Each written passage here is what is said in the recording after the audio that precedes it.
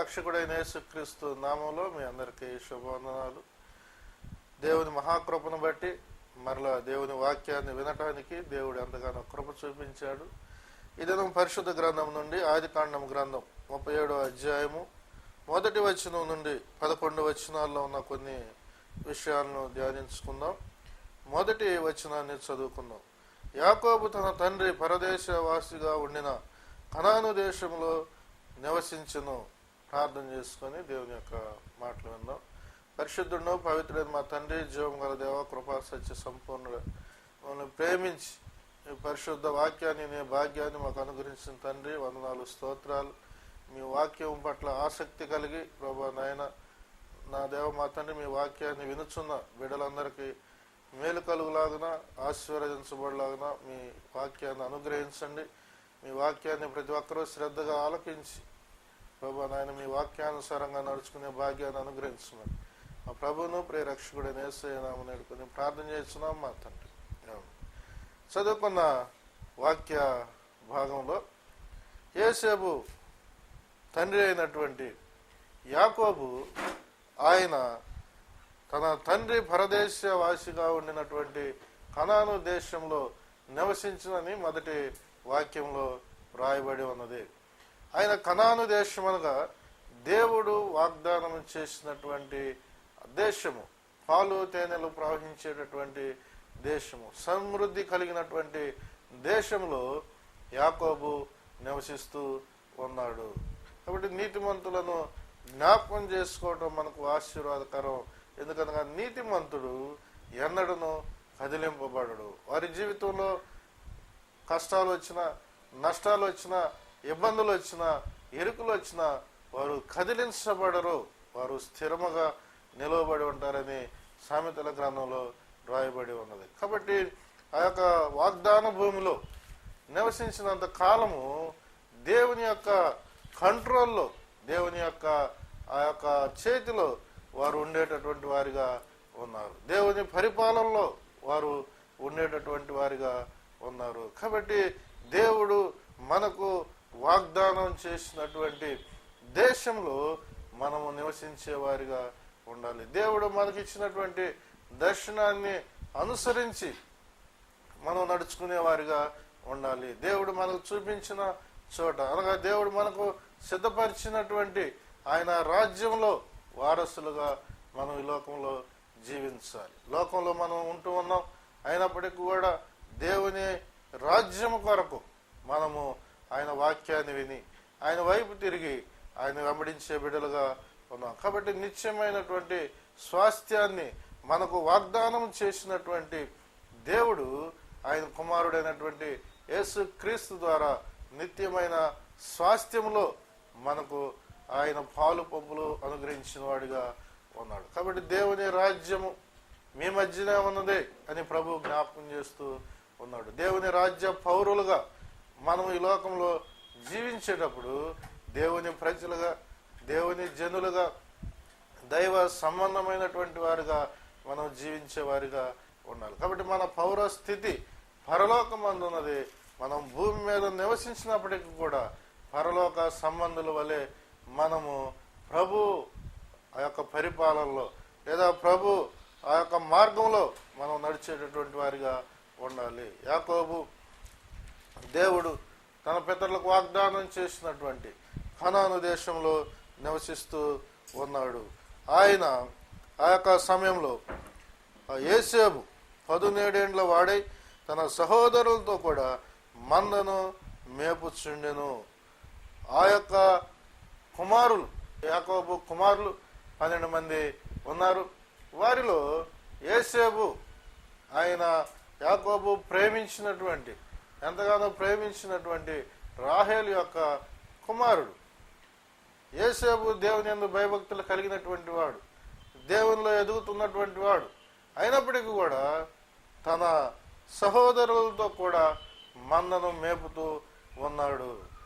ఆయన ఆ యొక్క మందను కాల్చుతూ ఉన్నాడు, వారితో కలిసి పనిచేస్తూ ఉన్నాడు. అనేక మంది దేవుని యందు భయభక్తులు కలిగిన బిడ్డలు, దేవుని నమ్ముకున్న బిడ్డలు వారి జీవితాన్ని ఏ పని చేయకుండా సోమరిగా గడిపేటటువంటి వారిగా ఉన్నారు. అందుకనే సామెతల గ్రంథంలో అంటాడు, సోమరి చీమల యొద్దకు వెళ్ళము, వాటి నడతలు కనిపెట్టి జ్ఞానము తెచ్చుకోము. కాబట్టి దేవుని పిల్లలైనటువంటి వారు శ్రమ పడేవారిగా ఉండాలి, వారు పని చేసేవారిగా ఉండాలి.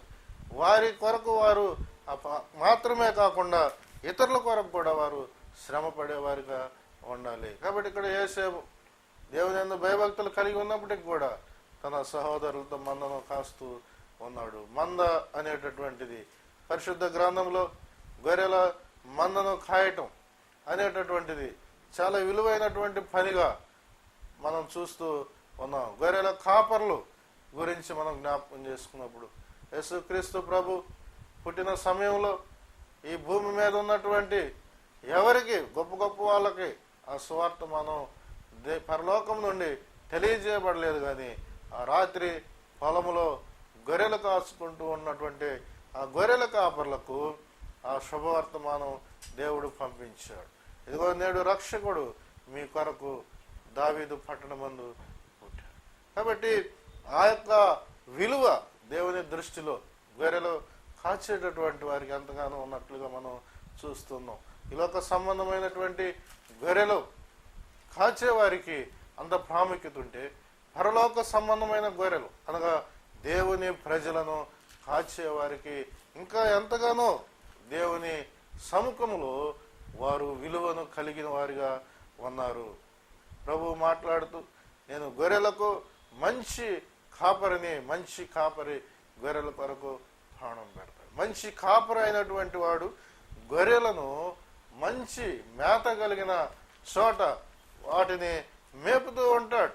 దావీదు కీర్తన 23 కీర్తనలో జ్ఞాపకం చేస్తాడు, యెహోవా నా కాపరి, నాకు లేమి కలుగదు, పచ్చిక గల చోట్ల ఆయన నన్ను కరుణజేయుచున్నాడు. మంచి కాపరి అయినటువంటి వాడు తన గొర్రెలకు అవసరమైనటువంటి మంచి ఆహారము ఏ స్థలంలో ఉన్నదో వెదకి అక్కడకు గొర్రెలను తీసుకొని పోయేవాడిగా ఉన్నాడు. అనేక మంది గొర్రెలు వారు మేతకు తీసుకుని వెళ్ళరు, వారు మేత పెట్టరు, ఆకలితో వాటిని ఆ యొక్క చంపివేసేవారిగా ఉన్నారు. అనేక మంది దేవుని వాక్యాన్ని సరిగా బోధించరు. ఒకవేళ ఎవరన్నా బోధించే వారి దగ్గర వినటానికి వారు వెళ్తున్నా కూడా అడ్డుపడేవారిగా ఉన్నారు. కాబట్టి ఈ సమయంలో దేవుని ఆ యొక్క ప్రజలను, దేవుని యందు విశ్వాసం ఉంచిన బిడ్డలను కాచేటటువంటి వారు చక్కగా మంచి ఆహారాన్ని సిద్ధపరిచేవారిగా ఉండాలి. ఆరోగ్యకరమైనటువంటి ఆహారాన్ని గొర్రెలకు సమకూర్చేవారిగా ఉండాలి. అంతేకాకుండా ఆ యొక్క అపాయము లేని చోట, ఆ యొక్క తోడేలు లేదా సింహము, ఎలుగుబంటి ఇలాంటి రాని చోట సురక్షితమైన ప్రదేశంలో గొర్రెలను మేపేవారిగా ఉండాలి. శాంతికరమైన జలముల యొద్ద ఆయన నన్ను నడిపించున్నాడు, నా ప్రాణమునకు ఆయన సేద తీర్చుచున్నాడు. కాబట్టి శాంతి కలిగినటువంటి స్థలాల్లో గొర్రెలను ఉంచేటటువంటి వారిగా ఉండాలి. ప్రతి వారికి సమాధానం, ప్రతి వారికి శాంతిని పంచిపెట్టేవారిగా ఉండాలి. కాబట్టి సమాధానపరచువారు ధన్యులు, వారు దేవుని కుమారులు అన్నమాట. కాపర్లు అయినటువంటి వారు, అధ్యక్షులుగా ఉన్నటువంటి వారు దేవుడు తమకు అప్పగించినటువంటి ఆ మంద చక్కని ఆహారము తీసుకునేలాగా చూడాలి. అంతేకాకుండా వారు ఆత్మలు నాశనం కాకుండా వారు ఆ యొక్క క్షేమకరమైన స్థితిలో వారు ఉండేలా ప్రయత్నము చేయాలి. కాబట్టి పౌలు జ్ఞాపకం చేస్తూ అంటాడు, అపోస్తుల కార్యముల గ్రంథం 20వ అధ్యాయము 26వ వచనం నుండి మనం జ్ఞాపకం చేసుకున్నట్లయితే, కాబట్టి మీలో ఎవరి నాశనము విషయమైనను నేను ఉత్తరవాదిని కాదు, నేను దోషిని కాదని నేను మిమ్మును సాక్ష్యము పెట్టుచున్నాను. దేవుని సంకల్పము, దేవుడు మీకు ఏదైతే బోధించమని చెప్పాడో అదంతా కూడా నేను మీకు తెలియజేశాను. అంతేకాకుండా ఆయన తన స్వరక్తమిచ్చి సంపాదించిన, ప్రభు తన స్వరక్తమిచ్చి సంపాదించిన సంఘమును, తన సంఘమును కాయుటకు పరిశుద్ధాత్మ మిమ్మును దేని యందు అధ్యక్షులుగా ఉంచును ఆ యావత్తు మందను గురించి మీ మట్టుకు మిమ్మల్ని గురించి జాగ్రత్తగా ఉండుడి. పౌలు జ్ఞాపకం చేస్తూ అన్నాడు, సంఘము ప్రభు తన స్వరక్తమిచ్చి సంపాదించినటువంటి సంఘము. కాబట్టి సంఘము ప్రభువుది. సంఘమును ఆ యొక్క ఎవరైతే ఏ పనికి నియమించబడ్డారో వారు ఆ పని జాగ్రత్తగా చేస్తూ మనను జాగ్రత్తగా దేవునిలో నడిపిస్తూ వాళ్ళ విషయంలో కూడా వారు జాగ్రత్తగా ఉండాలని ఆయన జ్ఞాపకం చేస్తూ ఉన్నాడు. అంతేకాకుండా వారి గురించి 3 సంవత్సరాలు రాత్రి పగలు మానక వారి గురించి ప్రార్థన చేసినటువంటి వాడిగా ఉన్నాడు. ఎవరు ఏ తప్పులు చేసినా వారికి బుద్ధి చెబుతూ వారి గురించి ప్రార్థన చేస్తూ వారిని సరి అయినటువంటి మార్గంలో దేవుడు నడిపించిన వాడిగా ఉన్నాడు. కాబట్టి ఎప్పుడైతే దేవుని సేవకులు ఆ యొక్క సంఘము కొరకు ప్రార్థిస్తూ ఉంటారు, దేవుని యొక్క కృప వారి మీద అధికముగా ఉంటుంది. పౌలు జ్ఞాపకం చేస్తూ అంటున్నాడు, ఇదిగో నేను వెళ్ళిపోయిన తర్వాత, నేను మీ మధ్య నుంచి వెళ్ళిపోయిన తర్వాత మీలో నుండి ఆ యొక్క క్రూరమైనటువంటి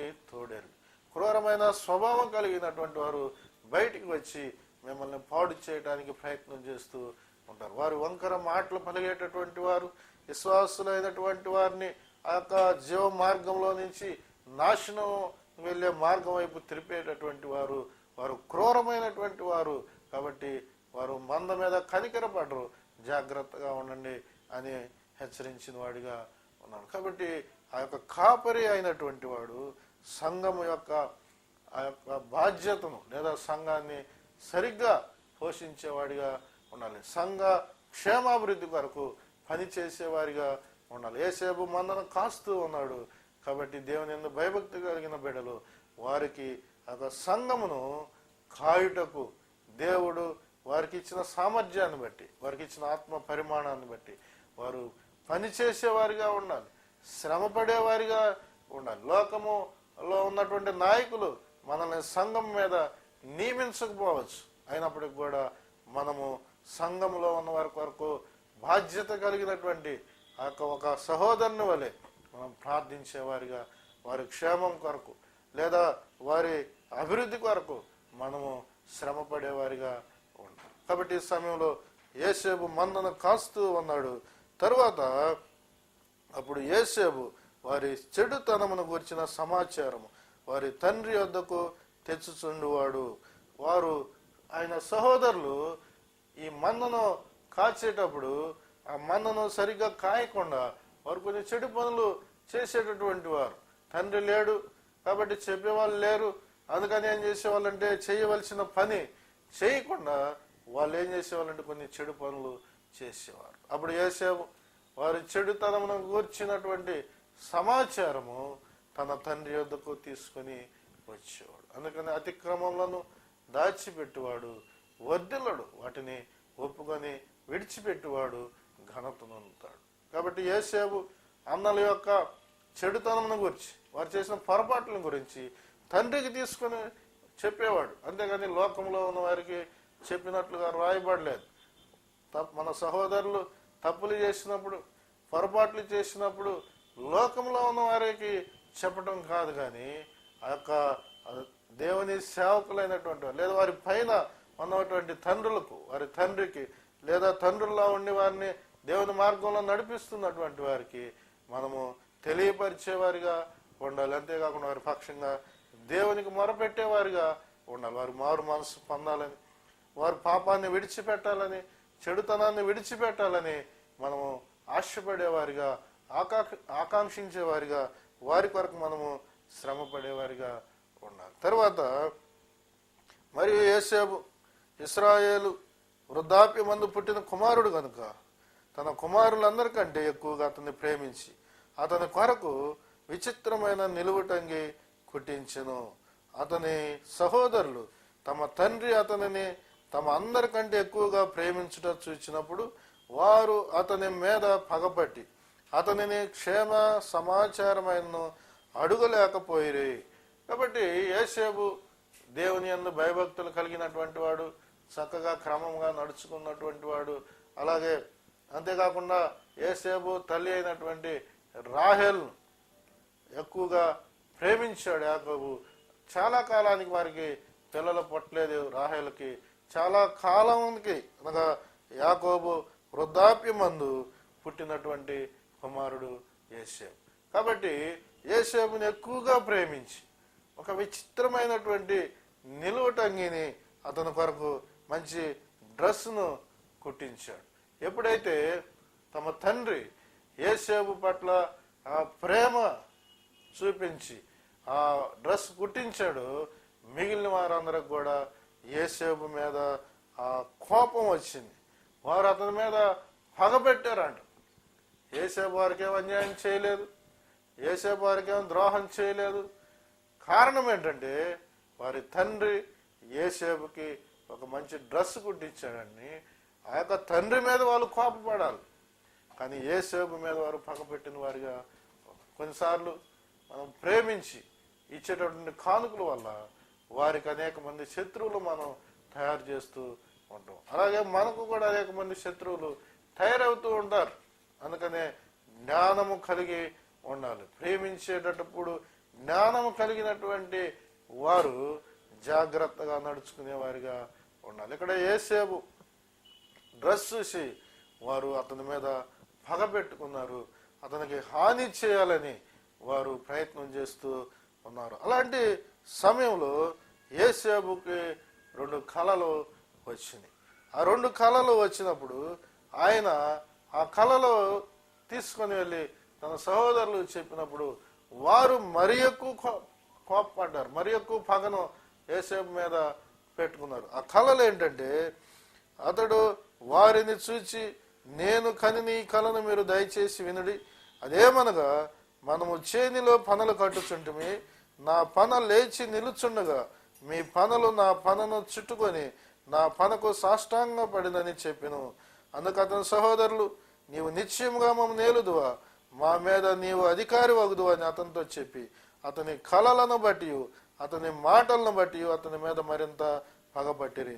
అతడు ఇంకొక కళ కని తన సహోదరులకు తెలియజేసి, ఇదిగో నేను మరి ఒక కళ కంటిని, అందులో సూర్య చంద్రులను 11 నక్షత్రములను నాకు సాష్టాంగ పడినని చెప్పిన. అతడు తన తండ్రితోనూ తన సహోదరులతోనూ అది తెలియజెప్పినప్పుడు అతని తండ్రి అతనితో, నీవు కనిన ఈ కళ ఏమిటి? నేను నీ తల్లియు నీ సహోదరులను నిశ్చయముగా వచ్చి నీకు సాష్టాంగ పడదామని అతన్ని గద్దించెను. కాబట్టి యోసేపుకు వచ్చినటువంటి 2 కళలు, ఈ 2 కళల యొక్క ఉద్దేశ్యము ఏమనగా, మొదటి కళలో ఆ యొక్క పనలు అనే పొలంలో ఉన్నాయి. ఈ పనలు ఉన్న సమయంలో యోసేపు పన నిలువబడి ఉన్నది, మిగిలిన పనులన్నీ కూడా సాష్టాంగపడి అంట యోసేపు. అనగా ఈ లోకంలో వారు చేసేటటువంటి పనుల్లో భవిష్యత్తులో యోసేపు నిలవబడి ఉంటున్నాడు. అనగా ఉన్నతమైన స్థితిని పొందబోతున్నాడు. అతని సహోదరులు ఆ యొక్క పడిపోయినటువంటి జీవితాన్ని కలిగి ఉన్నవారిగా వారు యోసేపు ఎదుట సాష్టాంగ పడేటటువంటి వారిగా ఉండబోతున్నారు అని ఆ కళ భావం వారి సహోదరులు కూడా అర్థం చేసుకొని యోసేపు మీద మరి పగబెట్టుకున్నారండి. కాబట్టి పగ నిలవబడి ఉండాలి. మనము ఈ లోకంలో జీవిస్తూ ఉన్నప్పుడు మన జీవితం నిలవబడి ఉండాలి, దేవునిలో నిలవబడి ఉండాలి, ఆయన వాక్యమందు నిలవబడి ఉండాలి. దేవుని వాక్యమందు నిలిచిన వారైతే సత్యాన్ని వారు తెలుసుకుంటారు. కాబట్టి సత్యము మిమ్మల్ని స్వతంత్రులుగా చేయనని ప్రభు జ్ఞాపకం చేశాడు. అంతేకాకుండా విశ్వాసమందు మనం నిలవబడే వారిగా ఉండాలి. లోకంలో ఎన్ని శ్రమలు వచ్చినా, ఎన్ని కరువులు వచ్చినా, ఇబ్బందులు వచ్చినా, ఇరుకులు వచ్చినా, దేవుని పట్ల మనకున్నటువంటి విశ్వాసంలో మనం నిలువబడే ఉండేవారిగా ఉండాలి. కాబట్టి విశ్వాసము మరణాన్ని జయిస్తుంది. విశ్వసించువాడే నిత్య జీవము కలిగినటువంటి వాడు. కాబట్టి విశ్వాసమందు నిలకడగా ఉండాలి. అంతేకాకుండా ఆ యొక్క ప్రేమయందు నిలిచియుండు అని ప్రభు జ్ఞాపకం చేస్తూ ఉన్నాడు. యోహాను సువార్త 15వ అధ్యాయములు. మనము ప్రభువునందు బహుగా ఫలించాలి. ప్రభువునందు ఎక్కువగా ఫలించాలంటే ప్రేమయందు నిలిచి ఉన్న వారిగా ఉండాలి, అంతేకాని పడిపోయిన వారిగా ఉండకూడదు అని ప్రభు జ్ఞాపకం చేస్తూ ఉన్నాడు. కాబట్టి యోసేపు పన ఆత్మ సంబంధమైన విషయాల్లో, దైవ నియమాలలో, దేవుని వాక్యంలో నిలువబడి ఉన్నది. కాబట్టి మిగిలిన వారు దేవుని వాక్యాన్ని వారు అనుసరించట్లేదు, వారు పడిపోయిన వారుగా ఉన్నారు. పాపము వలన పడిపోయిన జీవితాన్ని మనం కలిగిన వారిగా ఉంటాం. ఎప్పుడైతే మనం పాపం చేశామో మనము ఆ యొక్క పడిపోయిన వారిగా ఉంటాం. ఆ యొక్క కాలు జారి పడిపోయినటువంటి వారిగా, లెగవలేనటువంటి వారిగా మనం ఉండేవారిగా ఉన్నాం. కాబట్టి ఇక్కడ నిలువబడి ఉన్నది యోసేపు పన. అంతేకాకుండా మరి ఒక కల వచ్చింది, అందులో సూర్య చంద్రులు 11 నక్షత్రాలు ఆ యొక్క యోసేపునకు సాష్టాంగ పడినట్లుగా ఉన్నాయి. సూర్య చంద్రులు ఉన్నారు, నక్షత్రాలు ఉన్నాయి, 11 నక్షత్రాలు.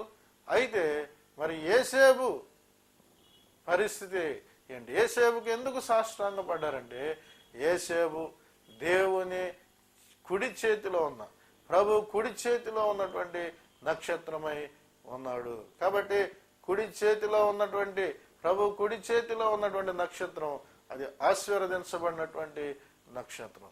ఆ నక్షత్రం ఎదుట ఈ 11 నక్షత్రాలు, సూర్య చంద్రులు వారు సాష్టాంగ పడినట్లుగా రాయబడి ఉన్నది. ఈ లోకంలో అనేక మంది ఈ లోక సంబంధమైనటువంటి అధికారులను ఆశ్రయించినటువంటి వారు ఒక దినాన పడిపోయేవారిగా ఉన్నారు, ఒక దినాన రాలిపోయేటటువంటి వారిగా ఉన్నారు. యోధా రాసిన పత్రికలో జ్ఞాపకం చేస్తూ అంటాడు, వారు మార్గము తప్పి తిరుగు చుక్కలుగా ఉన్నారు అని జ్ఞాపకం చేస్తూ ఉన్నాడు. మార్గము తప్పి తిరుగు చుక్కలుగా ఉన్నారు. లోక నాయకులను మనం వెంబడించినట్లయితే, ఈ లోకంలో ఉన్నటువంటి మనుష్యులను మనం వెంబడించినట్లయితే వారు కొంత దూరము మనల్ని సరిగ్గానే తీసుకుని వెళ్తారు, తర్వాత మార్గము తప్పించేవారిగా ఉన్నారు. దేవునికి వ్యతిరేకమైన మార్గంలో మనల్ని తీసుకొని పోయేవారిగా ఉన్నారు.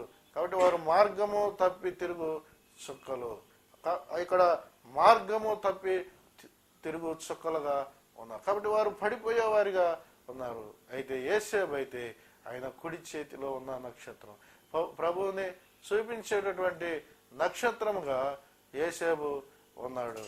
యేసు ప్రభు పుట్టినప్పుడు ఒక నక్షత్రము తూర్పు దిక్కున ఆయన జన్మను చూపించేటటువంటి నక్షత్రము చూచి జ్ఞానులు యేసు ప్రభుని పూజించడానికి వచ్చారు.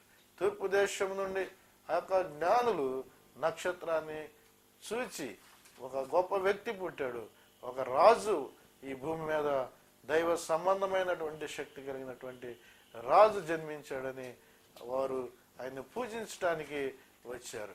కాబట్టి వారు వచ్చినప్పుడు ఆ నక్షత్రము అది ప్రభు ఉన్న చోటికి వారిని తీసుకుని వచ్చింది. కాబట్టి ఈ నక్షత్రము ప్రభు దగ్గరికి వారిని నడిపించింది. ఎవరైతే అనేక మందిని వారు దేవుని మార్గంలో నడిపిస్తారు, వారు బుద్ధిమంతులుగా మార్చి దేవుని మార్గంలో నడిపిస్తారు, వారు ఆకాశమందు నక్షత్రాల వలె ప్రకాశిస్తారు అని పరిశుద్ధ గ్రంథంలో రాయబడి ఉన్నది. కాబట్టి యోసేపు ప్రభు చేతిలో ఉన్నటువంటి, కుడి చేతిలో ఉన్న నక్షత్రం వలె ఉండి ఆయన నిలవబడి ఉన్నాడు, ఉన్నతమైన స్థితిలో ఉన్నాడు. అయితే ఆయన సహోదరులు వారు పడిపోయినటువంటి వారిగా, తామున్న స్థితిలో నుంచి దిగజారిపోయినటువంటి వారిగా, తమకున్న మహిమను, తమకున్న వెలుగును పోగొట్టుకున్న వారిగా ఉంటూ ఉన్నారు. అయితే ఒక దినాన ప్రభు ఆ యొక్క యోసేపును వారి వరకు సంరక్షకుడుగా ఉంచబోతున్నాడు.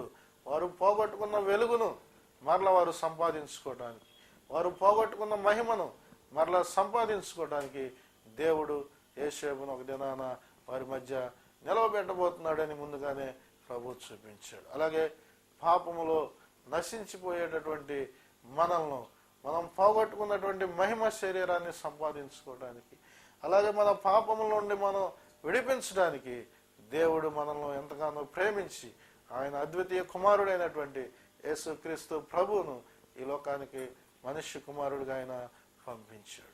కాబట్టి ఆయన యందు ఉన్నటువంటి వారు, ఆయన వైపు చూసినటువంటి వారు వారు రక్షణ పొందేటటువంటి వారుగా, వారు మహిమ శరీరాన్ని సంపాదించుకునేటటువంటి వారుగా, ప్రభువును మహిమపరిచేవారుగా ఉంటూ ఉన్నారు. కాబట్టి ఈ సమయంలో మనం ప్రభు వాక్యాన్ని వింటూ ఉన్నాం. మన కొరకే యేసుక్రీస్తు ప్రభు మన జీవితాలను వెలిగించటానికి, చీకటిలో ఉన్నటువంటి మనల్ని వెలుగులోనికి నడిపించటానికి, మరణించవలసినటువంటి మనల్ని జీవంలోనికి నడిపించటానికి ఆయన మనుష్య కుమారుడుగా ఈ లోకంలో జన్మించాడు. కాబట్టి ఆయన వైపు తిరిగి ఆయనలో ఉన్న వెలుగును మనం కలిగి, జీవపు వెలుగు కలిగి దేవుని సన్నిధిలో మనం సంచరించే బిడలుగా ఉండాలి. కాబట్టి దేవుని వాక్యమందు మనం నిలిచి ఉండేవారిగా ఉండాలి. దేవుని ఆ యొక్క మాటల యందు, ఆయన ప్రేమ యందు మనం నిలిచి ఉండేవారిగా ఉండాలి. యేసేబోలే మనం ఆ యొక్క మందను కాచేటటువంటి వారిగా, ఆయన వాగ్దానము చేసినటువంటి దేశంలో నివసించుటకు మనల్ని మనం సిద్ధపరచుకునే వారిగా మనం ఉండాలి. అంతేకాకుండా మన సహోదరులో ఉన్న చెడుతనాన్ని తొలగించేటటువంటి వారిగా, దాన్ని పోగొట్టడానికి ప్రయత్నం చేసేవారిగా ఉండాలి. దేవుని ప్రేమలో నిలిచి మంచి ఫలములు ఫలించే ద్రాక్షవల్లిగా మనందరం ఉండటకు దేవుడు కృప దయచేయను గాక. ప్రార్థన చేసుకుందాం. పరిశుద్ధుడు పవిత్రుడైన మా తండ్రి, జీవము గల దేవ, కృపా సత్య సంపూర్ణుడు, మమ్మల్ని ప్రేమించి మీ పరిశుద్ధమైన మాటల్ని ప్రభా నాయన నా దేవ మా తండ్రి మీరు మాకు అనుగ్రహించినందుకు వందనాలు, స్తోత్రాలు. యేసేపు జీవితంలో ప్రభా నాయన నా దేవ మా తండ్రి జరగబోయే సంగతులను ముందుగానే మీరు ఆ యొక్క కళ ద్వారా తెలియజేశారు నా తండ్రి. మీకు వందనాలు, స్తోత్రాలు. ఉన్నతమైన స్థితిలో ఇదిగో ప్రభా నాయన యేసేపు మీ అందు నిలిచి ఫలించినటువంటి వాడిగా ఉన్నాడు నా తండ్రి. మీకు స్తోత్రాలు. ఇదిగో దీనులు అల్పులు అయిన మమ్మల్ని కూడా జ్ఞాపకం చేసుకోండి నా తండ్రి. ప్రభా నాయన భవిష్యత్ కాలంలో మీ పక్షంగా మీ యందు మేము నిలిచి మంచి ఫలములు కలిగి, మంచి ఫలములు ఫలించే ద్రాక్ష తీగగా ఉండటకు కృప అనుగ్రహించమని మా ప్రభువును ప్రియరక్షకుడైన యేసయ్య నామమున వేడుకొని ప్రార్థన చేస్తున్నాం మా తండ్రి. Amen, amen, amen.